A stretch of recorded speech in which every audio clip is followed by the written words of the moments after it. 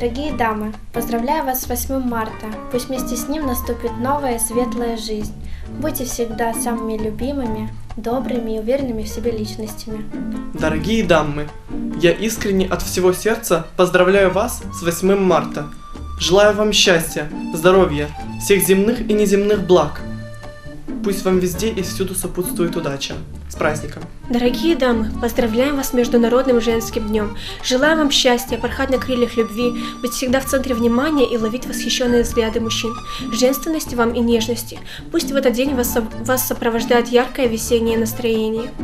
В этот день, 8 марта, я хочу поздравить всех бабушек, мам, девушек и девочек с праздником.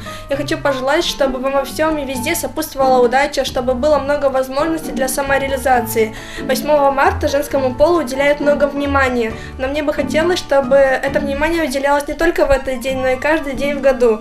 Ведь вы заслуживаете лучшего.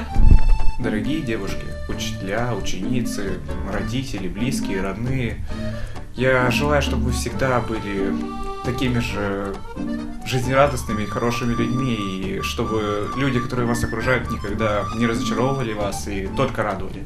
От имени школы журналистики и альтернативы телекомпании АТВ поздравляю всех прекрасных женщин с этим замечательным днем 8 марта. Желаю счастья, здоровья, чтобы ваши глаза всегда блестели от ярких эмоций, подарков и улыбок.